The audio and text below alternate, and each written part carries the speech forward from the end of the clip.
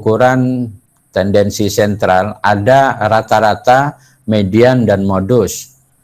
Rata-rata, mean, median, dan modus adalah sebuah angka yang digunakan untuk menggambarkan bagaimana komunitas sekumpulan data tersebut. Jadi kalau disebut berapa rata-rata? 7, berarti satu kelas itu kemampuannya, nilainya itu sekitar 7. Kalau ada satu kelas, berapa rata-rata kelas? 8, berarti kemampuan 8 itu adalah gambaran kemampuan siswa yang ada di kelas itu. Jadi angka yang dijadikan sebagai gambaran tentang bagaimana nilai skor dari sekumpulan data dalam satu variabel penelitian. Nah, rata-rata juga memberi peran. Ya. Si A nilainya 85 semua, si B juga 85, si C juga 85. Tapi mana yang lebih bagus? Yang lebih bagus adalah yang nilainya 85, deviasinya 0. Si A itu kalau 85 semua itu deviasinya 0. Kenapa nilai tertinggi 85, nilai rata-rata 85, kemudian nilai tertinggi terendahnya juga 85. Nah, kemudian di dalam mean, deviasi mean ya, mean ukuran tendensi sentral, nilainya sama-sama 85, tapi mana yang lebih bagus? Yang lebih bagus adalah yang mean, median, dan modusnya sama. Jadi kalau mean-nya 85, mediannya 85, modusnya juga 85, maka datanya itu bagus. Ya. Tapi kalau mean, median, dan modusnya jaraknya terlalu jauh, maka data itu tidak bagus. Misal, mean-nya 85, mediannya 90, modusnya 80. Atau lebih ekstrim lagi, mean-nya 85, mediannya 90, kemudian modusnya 85. Atau mean-nya 85, modusnya 80, kemudian mediannya 95. Nah, itu kan ekstrim jauh, antara 85 sampai 95. Maka antara mean, median, dan modus itu nanti punya hubungan. Data yang baik adalah data di mana nilai mean, median, dan modusnya itu mendekati. Misalnya 85, mediannya 85,3, modusnya 85,4. Atau mean-nya 85, mediannya 84, modusnya 83. Itu masih berdekatan. Tapi kalau sudah lebih dari 5 skornya, maka itu sudah agak jauh. Nah ini perlu Bapak sampaikan. Nanti kan ada analisis uji normalitas, prasyarat analisis. Data yang normal itu adalah data di mana besarnya mean dan median dan modus itu tidak terpaut jauh. Begitu juga standar deviasi data yang normal itu selisih deviasinya itu juga tidak terlalu jauh. Jadi ada hubungan nanti dengan prasyarat. Kalau nanti mean, median, dan modus selisih angkanya terlalu jauh, bisa diduga datanya tidak normal. Itu dicatat, itu keluar besok dalam ujian. Begitu juga kalau deviasinya terlalu jauh, selisihnya terlalu besar, diduga nanti datanya tidak normal. Silakan kalau ada yang mau bertanya. Saya Pak izin bertanya. Ya, silakan. Tadi saya kan Bapak ada menjelaskan tadi kalau misalkan media modus nilainya sama berarti deviasinya bagus begitu ya Pak. Ya. Kalau misalkan min median modusnya jauh selisihnya itu tidak bagus itu alasannya kenapa ya Pak? Mengapa data min, median, dan modus itu dia terlalu jauh, itu tidak bagus, kalau dekat bagus ya. Sama dengan contoh tadi. Kalau ada anak nilainya sama-sama rata-rata 85, itu kalau nilai dia itu antara 84 sampai 86, itu dia bagus. Artinya dia tidak bodoh-bodoh amat. Kemampuannya di atas rata-rata. Tapi kalau dia selisihnya terlalu jauh, ada 75 tapi ada angka 95. Kalau dia pintar masa dapat 75? Kalau dia memang pintar seharusnya paling kecil nilainya ya 80. Jadi kalau ada anak pintar tapi kalau ada nilai rendah, itu di situ berarti ada masalah. Maka kalau nilai variasinya itu terlalu banyak antara nilai tertinggi dan terendah, itu disebabkan itu di dalam statistika dianggap datanya kurang bagus. Sama lah begini, Anda bikin kue ya. Anda bikin kue diaduk gitu ya. Diaduk. Begitu Anda aduk, Anda cicipi. Rasanya kurang manis. Anda cicipi yang lain, itu manis. Kok bisa dalam satu mangkok, dalam satu tempat, ada yang manis, ada yang sedang, ada yang sangat manis. Ada yang kurang manis. Itu berarti kan datanya homogen, apa heterogen kan?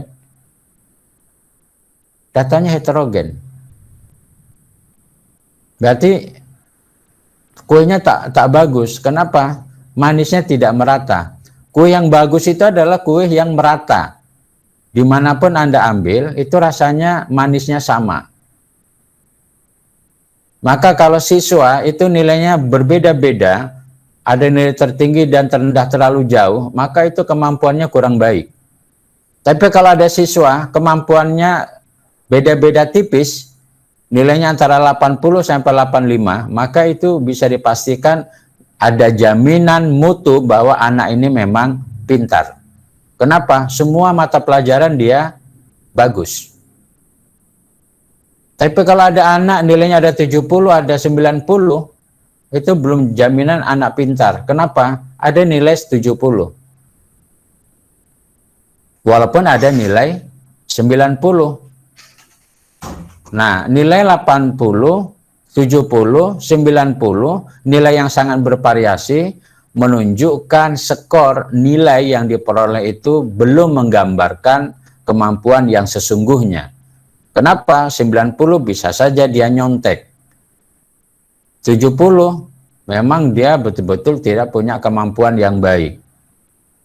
Maka nanti kalau Anda penelitian, kalau datanya terlalu jauh, itu bisa dipastikan datanya kurang baik dan analisisnya nanti biasanya kurang bagus. Maka sebelum kita bicara tentang prasyarat analisis, maka ukuran tendensi sentral itu perlu Anda ketahui. Ukuran penyebaran data perlu Anda pahami. Karena ini nanti kaitannya dengan prasyarat analisis. Jadi kalau nanti nilai Anda itu min, median, modus itu beda-beda tipis, berarti ada kemungkinan besar nilai atau data tersebut normal, homogen, dan data itu juga memenuhi linearitas. Jadi nanti standar deviasi itu arahnya ke sana.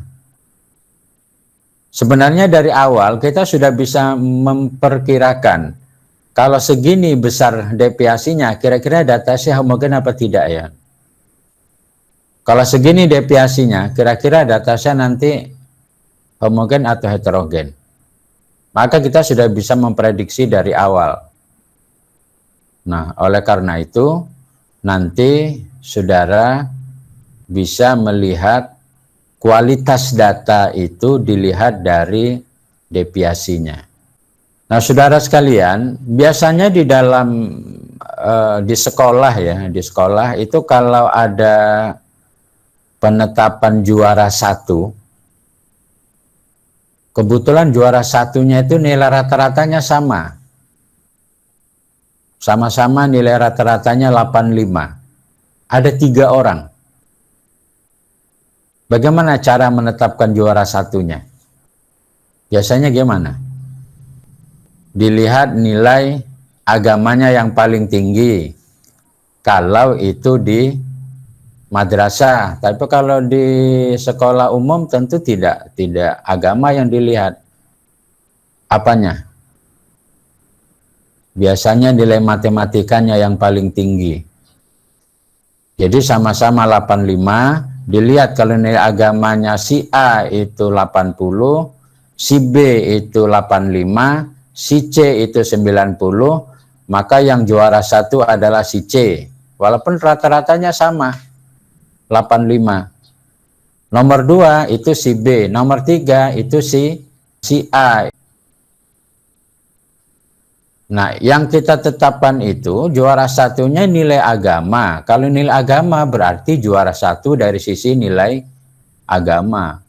Kalau yang digunakan adalah matematika, berarti sesungguhnya kita sedang menetapkan juara satu, ya, juara satu nilai matematikanya, bukan nilai keseluruhan. Maka sebenarnya ini penetapan juara satu didasarkan pada mata kuliah tertentu sebenarnya kurang tepat. Kalau didasarkan, misalnya didasarkan pada nilai IPA, berarti kita sedang menetapkan juara satu nilai IPA, bukan juara satu secara keseluruhan. Lalu bagaimana cara yang paling adil, paling fair, paling tepat menurut kacamata statistika? Ini saya kira jarang digunakan oleh sekolah ya. Nanti kalau Anda jadi kepala sekolah, mana tahu ini kan banyak nih wajah-wajah calon pejabat nih. Jadi kepala sekolah, jadi camat, jadi bupati, mana tahu ya.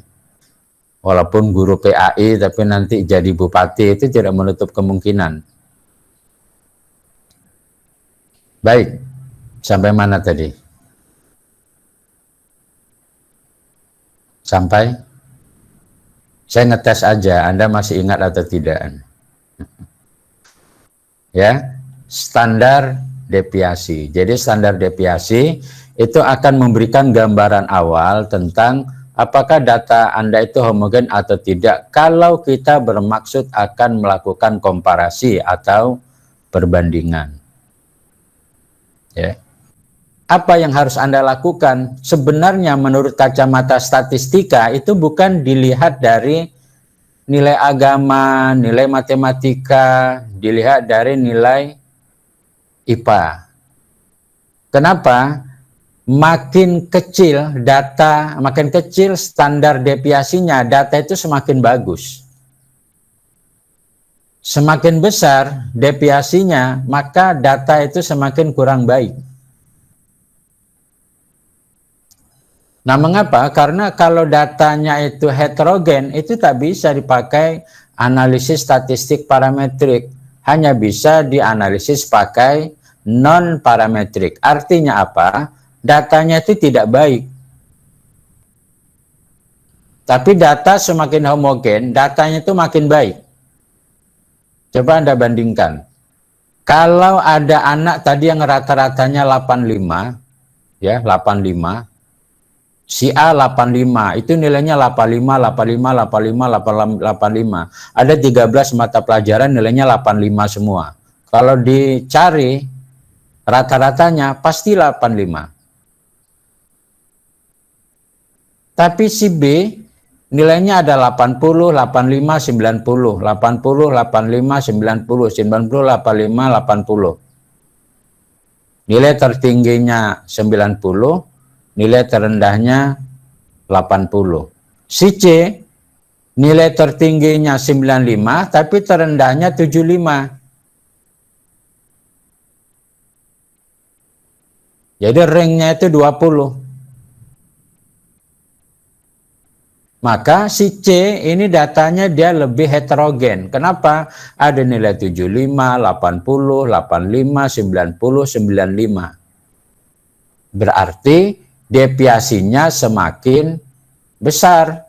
Kalau deviasinya semakin besar, maka dia lebih heterogen dibandingkan si A yang dia 85 semua. Nilai tertinggi 85, terendah 85. Maka si A ini deviasinya dia lebih kecil. Maka dari sisi kacamata statistika, maka data si A itu lebih baik daripada data si C. Maka kalau mau melakukan penetapan siapa yang juara satu, seharusnya yang juara satu adalah si A. Kenapa? Deviasinya yang paling kecil. Maka saudara, nanti kalau jadi kepala sekolah menetapkan juara satu, Anda bisa menggunakan prinsip deviasi.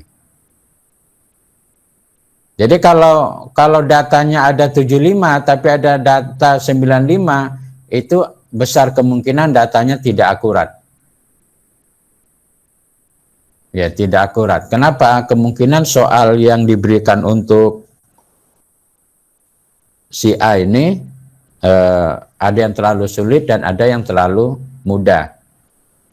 Kenapa 95 ada nilai 95? Ada kemungkinan hasil nyontek.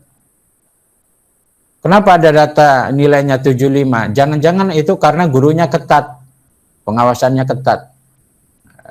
Si A ya, si A yang datanya rata-rata 85 semua, nilainya 85 semua, itu lebih bagus. Maka di dalam analisis nanti ini juga akan menjadi pertimbangan tingkat homogenitas data. Bisa dipahami? Bisa ya? Nah, jadi nilai deviasi itu akan menentukan kualitas data. Jadi kalau misalnya ada pertanyaan, kamu rata-rata berapa hasil ujian semester ini? Wah, saya dapat 85. Deviasinya berapa? Jadi kalau Anda tanya deviasi, itu artinya Anda sedang bertanya rank, berapa nilai tertinggi dan terendah. Maka yang juara satu yang terbaik adalah yang deviasinya paling kecil. Nah, ini dipahami. Nanti saudara dalam memberikan rekomendasi, ini juga menjadi bagian pertimbangan. Dalam melakukan analisis, ini juga nanti menjadi pertimbangan. Jadi di dalam penelitian, itu nanti untuk analisis kuantitatif, ya, analisis kuantitatif, itu ada analisis statistik parametrik dan non-parametrik. Ini materi pertama kita kemarin. Maka untuk mengetahui kita menggunakan parametrik atau non-parametrik, kita harus melihat bagaimana karakteristik data. Apa itu karakteristik data? Yaitu kondisi data. Datanya normal apa tidak, homogen apa tidak, linier apa tidak. Maka ini disebut dengan analisis prasyarat, analisis. Jadi untuk mengetahui datanya normal apa tidak, homogen atau tidak, maka ini harus dilakukan namanya analisis prasyarat. Jadi sebelum Anda melakukan korelasi, melakukan komparasi, maka Anda harus melakukan analisis prasyarat. Nih. Nah, apa pertimbangan dalam melakukan analisis data? Nah, ini pertama tujuan penelitian. Nah, tujuan penelitian Anda korelasi atau komparasi. Kemudian yang kedua, pertanyaan penelitian. Misalnya, apakah ada hubungan antara X1 dan X2? Hubungan antara tingkat kerajinan dan prestasi belajar. Itu pertanyaan penelitian. Kemudian yang ketiga, jenis data. Nah, kemarin kan sudah dipelajari ya, ada data rasio, data interval, data ordinal, dan data nominal. Keadaan data ini berikutnya. Nah, yang keadaan data ini yang harus dilakukan prasyarat. Nih, keadaan data. Keadaannya gimana? Normal apa tidak? Kalau normal, pakai parametrik. Tidak normal, non-parametrik. Datanya homogen apa tidak? Linear apa tidak? Kalau homogen dan linear, berarti menggunakan parametrik. Kalau tidak, gunakan non-parametrik. Kemudian yang kelima itu adalah melihat kemampuan peneliti. Jadi saudara kalau melakukan penelitian dengan menggunakan statistika analisisnya, Anda timbang-timbang. Anda hobi atau tidak dengan statistik, menguasai dengan baik apa tidak statistikanya. Ya, kalau Anda punya kemampuan di statistika, ya silakan Anda gunakan penelitiannya, nanti analisisnya analisis statistika. Kalau tidak, ya gunakan yang non statistika, misalnya penelitian kualitatif. Nih. Nah, nanti di dalam apa? Di dalam analisis penelitian, yaitu prasyarat analisis. Biasanya nanti, kenapa data itu tidak normal, kenapa data itu tidak linear, kenapa data itu tidak homogen, itu biasanya nanti terkait dengan instrumen. Instrumen yang tidak valid dan reliable akan menghasilkan data yang tidak normal, data yang tidak homogen, data yang tidak linear.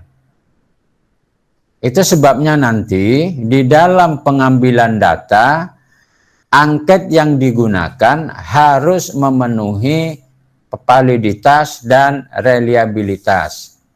Ada namanya uji validitas dan ada namanya uji reliabilitas. Nah, ini nanti akan dibahas di metodologi penelitian. Tapi saudara kalau ingin mempelajari ini silakan nanti dalam buku Bapak analisis item instrumen itu bisa dibaca. Ada contoh bagaimana melakukan analisis validitas dan reliabilitas. Itu sepakat dengan materi kita. Ya, materi prasyarat analisis. Nah, kemudian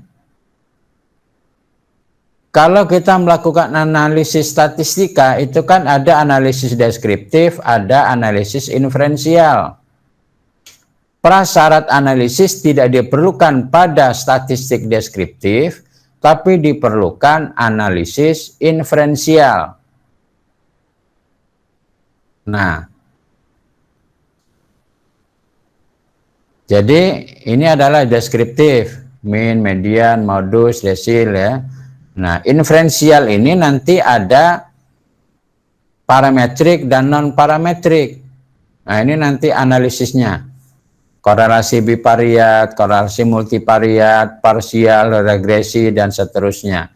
Nah, nanti di sini kita posisinya.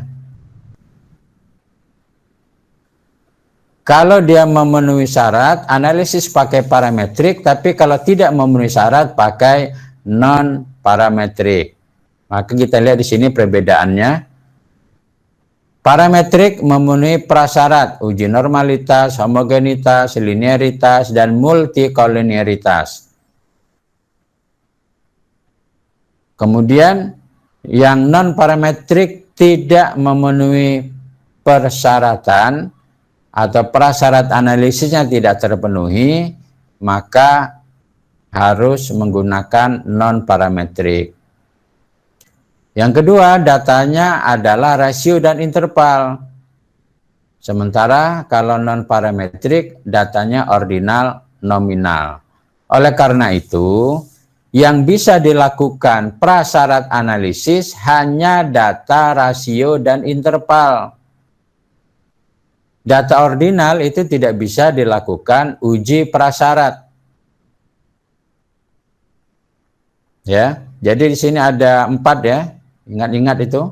Uji normalitas, homogenitas, linearitas, multikolinearitas. Ada 4. Sebenarnya ada 6. Tapi yang paling penting yang 4 ini. Nah, yang 2 lagi 7 malah ya, ada 7. Yang 3 lagi nanti lihat di buku Bapak judulnya metodologi penelitian. Ya, metodologi penelitian di situ dikupas lebih lengkap. Nih. Kemudian yang ketiga itu kalau Anda akan melakukan prasyarat analisis terhadap data, pastikan sampel diambil secara random. Misalnya random sampling, proporsional random sampling, stratified random sampling, apalagi stratified proporsional random sampling, apalagi cluster sampling, cluster random sampling, ya. Harus ada kata random. Non-parametrik tidak menggunakan sampel random. Jadi kalau Anda datanya ordinal, sampelnya tidak menggunakan random, udah Anda usah pakai prasyarat. Itu pasti menggunakan non-parametrik. Misalnya nanti ada pertanyaan dalam ujian. Apabila teknik pengambilan sampel menggunakan purposive sampling, apakah teknik analisis yang digunakan? A. Parametrik, B. Non-parametrik, C. Inferensial, D. Deskriptif. Jawabannya non-parametrik. Kalau ada ujian soalnya objektif. Hasil analisis lebih valid, sementara kalau non-parametrik tidak valid. Nah, apa itu prasyarat analisis yang harus Anda lakukan? Kalau Anda mau melakukan analisis komparatif maupun korelasi, maka Anda harus melakukan uji normalitas. Ya, ingat-ingat itu. Uji normalitas dilakukan untuk korelasi, kontribusi, pengaruh. Jadi kalau nanti judulnya hubungan antara ini dan ini, pengaruh ini terhadap ini, kontribusi ini terhadap ini, itu harus ada uji normalitasnya. Yang kedua, uji linearitas. Uji linearitas, apa itu? Uji linearitas itu adalah uji yang dilakukan untuk analisis korelasi maupun uji kontribusi dan pengaruh.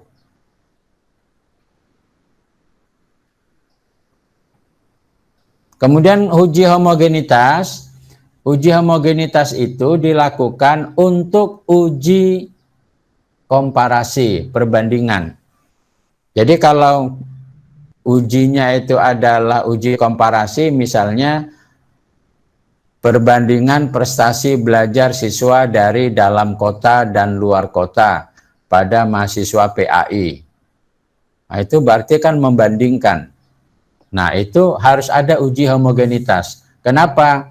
Syarat untuk membandingkan itu harus homogen. Kalau tidak homogen tak bisa dibandingkan.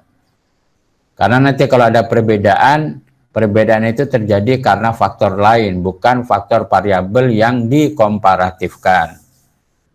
Kemudian yang keempat itu adalah uji independensi. Independensi atau multikolinearitas. Jadi ada 4 ini. Ingat ya, saya ulang kembali. Kalau Anda bermaksud akan melakukan korelasi 2 variabel, itu cukup uji normalitas dan uji linearitas. Tapi kalau Anda melakukan korelasi atau kontribusi lebih dari 2 variabel, 3 variabel misalnya, harus ada uji independensi multikolinearitas. Jadi uji multikolinearitas itu digunakan untuk lebih dari 2 variabel. Apa itu uji independensi? Adalah untuk melihat supaya antara X1 dan X2 atau antar variabel X-nya itu tidak terjadi korelasi. Kemudian kalau Anda akan melakukan komparasi, maka Anda harus melakukan uji normalitas dan uji homogenitas. Ya, uji normalitas dan uji homogenitas. Baik. Nah, bagaimana penjelasan dari yang 4 ini? Ya. Nanti silakan dibaca di buku analisis item instrumen. Ini kita akan jelaskan sepintas, nanti saudara silakan cari data hasil penelitian, coba Anda lakukan analisis normalitas, homogenitas, linearitas, dan multikolinearitas.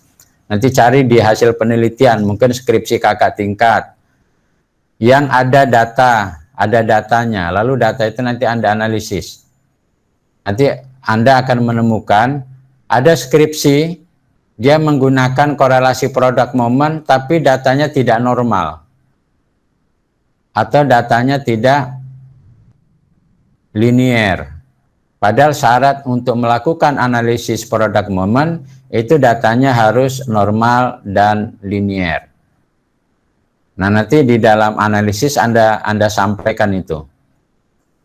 Nah, kemudian bagaimana cara melakukan analisis? Nanti Anda bisa menggunakan SPSS. Ini buku Bapak.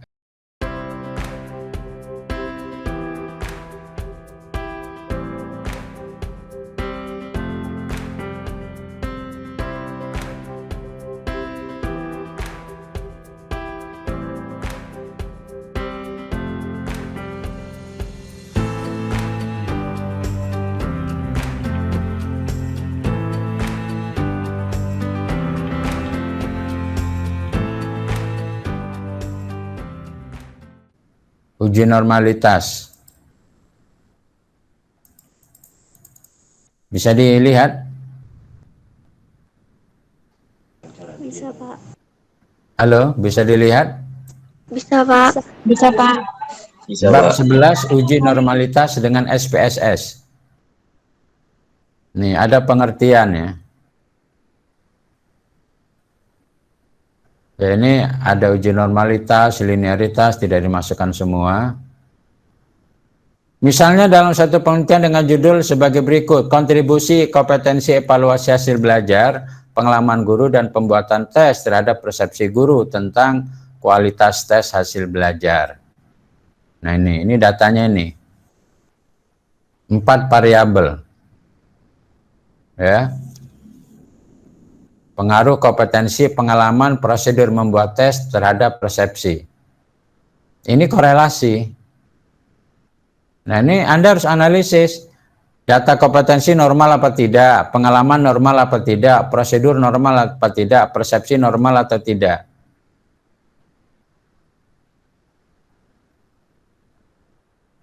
Nah, bagaimana cara melakukan? Itu nanti Anda masukkan ke dalam SPSS. Di mana saudara mendapatkan SPSS? Itu nanti Anda bisa download di internet yang versi 16 ya. Nanti Anda cari SPSS versi 16. versi 16.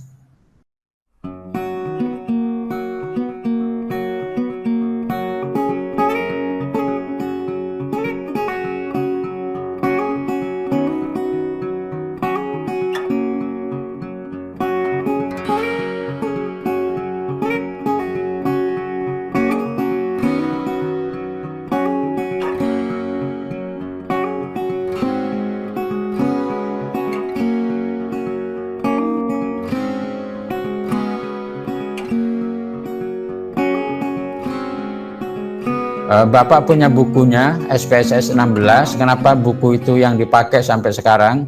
Karena memang materi softwarenya itu bisa di-download. Yang versi 26 juga ada, versi tertinggi 26, tapi tak bisa di-download. Kalaupun ada trial. Jadi versi berapapun SPSS itu, dia isinya sama untuk semua materi statistik. Bedanya nanti hanya ada penambahan fitur. Bahkan Anda menggunakan versi yang lebih rendah lagi juga ada nanti ini materi ini. Nah, nanti silakan dicari di Google bagaimana cara entry data. Kalau saudara mau baca, buku Bapak juga ada di versi 16. Nah, ini cara entry. Dimasukkan kayak begini. Masukkan kayak begini. Kemudian nanti saudara lakukan setting analisis. Nah, ini cara settingnya. Langkah-langkah pengujian normalitas dengan menggunakan SPSS. Nih. Nanti Bapak masukkanlah ke Google ke Google Class ya. Ini klik non-parametric test, lalu klik legacy dialog, kemudian klik dan seterusnya. Nanti jadinya seperti ini. Klik sampel KS. KS itu singkatan dari Kolmogorov-Smirnov. Nih. Caranya banyak, tidak ini saja. Nah, nanti variabel yang akan dianalisis nanti Anda masukkan ke kotak ini.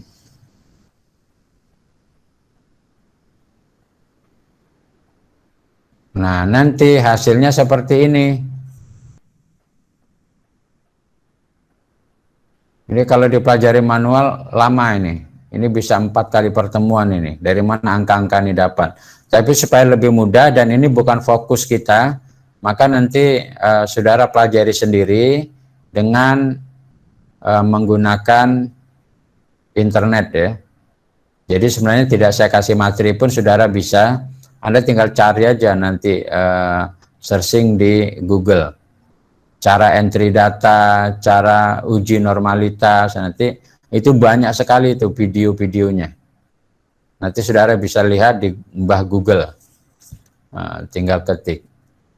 Nah, ini nanti seperti ini. Nah, ketentuan ini yang harus saudara lihat.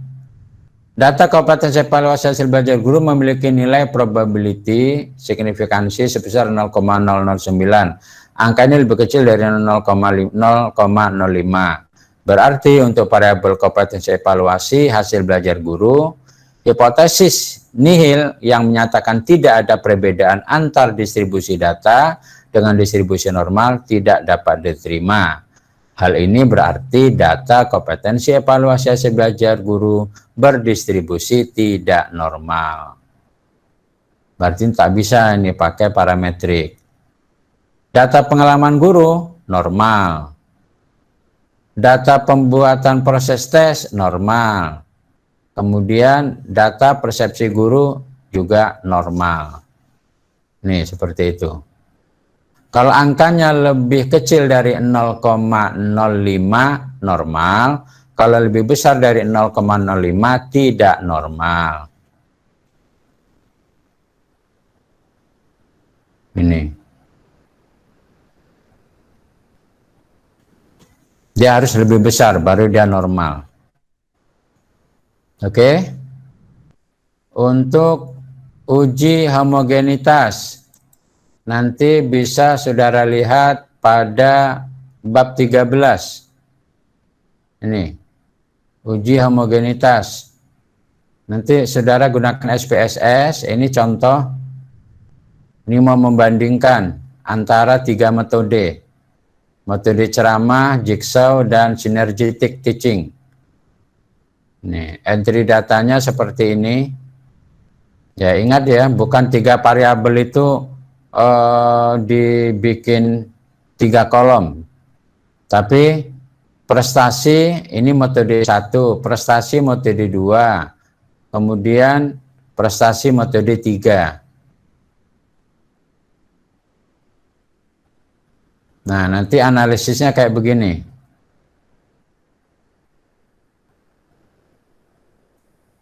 Analyze, klik analyze, compare mean, one way ANOVA. Ini seperti ini nanti.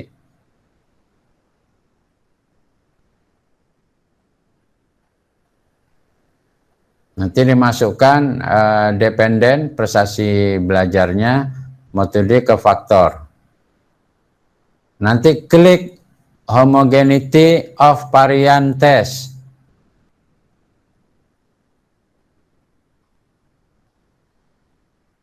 Oke, ini juga nanti klik OK, nanti keluar hasilnya. Nah, hasilnya yang perlu saudara lihat adalah test of homogeneity of variant signifikan. Besarnya 0,136, lebih besar dari 0,05. Jadi 0,05 ini angka baku. Ya, jadi jangan ditanya dari mana datang 0,05. Nah, itu Anda berantem pun tidak ada gunanya. Pokoknya sekali 0,05 tetap 0,05. Jangan ditanya kemana aku pergi dan dari mana aku datang. Pokoknya 0,5. Kalau dia lebih besar, seperti ini, 0,1 lebih besar dari 0,05, ketiga kelompok metode belajar, jigsaw, ceramah, sinergetik memiliki varian yang sama. Jadi data tersebut dapat dianalisis dengan menggunakan analysis of varian. Jadi maksudnya memiliki varian yang sama artinya homogen. Bisa dianalisis pakai ANOVA. ANOVA, Analysis of Varian. Kenapa pakai ANOVA? Karena dia 3 variabel. Kalau 3 variabel, dia menggunakan ANOVA. Nah, besok kita akan bahas di dalam komparatif. Tapi kalau dia 2 variabel, gunakan test T atau t-test atau student T. Misalnya Anda ingin melihat apakah ada perbedaan prestasi belajar menggunakan metode ceramah dan jigsaw learning. Nah, itu pertanyaannya, berarti 2 variabel. Kalau 2 variabel berarti menggunakan test T. Atau ingin melihat perbedaan jigsaw learning dengan synergetic teaching, mana yang lebih bagus, ada beda atau tidak, maka Anda menggunakan test T. Tapi kalau Anda membandingkan 4 variabel atau mungkin 5 variabel, maka Anda gunakan ANOVA. Nih. Atau Analysis of Variant. Atau Anda akan menggunakan analisis kovarian, ANACOVA.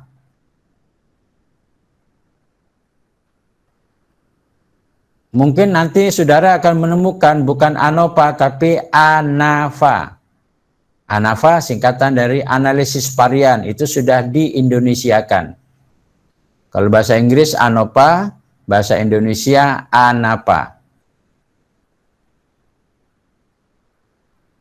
Nah, nanti silakan dibaca, nanti filenya Bapak kasih.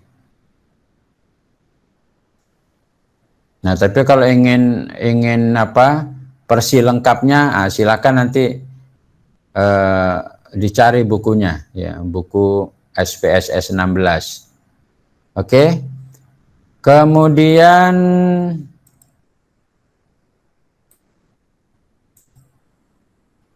uji linearitas, ya, uji linearitas. Kita akan lihat uji linearitas.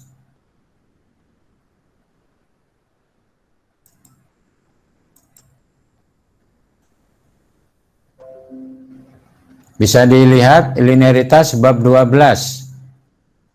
Uji linearitas. Seharusnya ini dulu tadi, baru bab 13. Nih. Nah, misalnya kita akan melakukan analisis tadi. Pengaruh kompetensi, pengalaman, prosedur terhadap persepsi.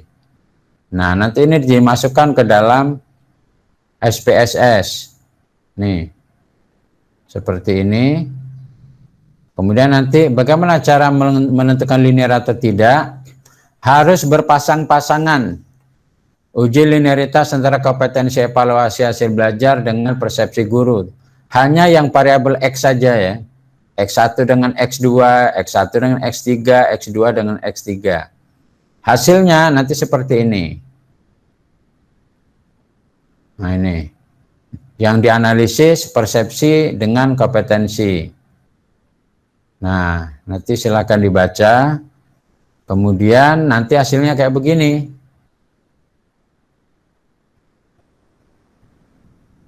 Hasilnya kayak begini. Nah, maka kita lihat di sini 0,00 lebih kecil, berarti kalau lebih kecil dia linear. Dalam arti kata variabel kompetensi evaluasi hasil belajar guru linear dengan variabel persepsi guru tentang kualitas tes. Dengan demikian, kedua variabel ini dapat diuji dengan menggunakan analisis parametrik. Nah, yang ini juga sama, hasilnya juga linear. Jadi berpasang-pasangan X dengan X ya. Ini X2 dengan X3. Hasilnya juga linear, dapat diuji dengan parametrik. Oke, lebih jelasnya nanti dibaca bukunya. Kemudian yang terakhir itu adalah uji multikolonialitas. Uji atau uji independensi. Ya, uji independensi seperti ini.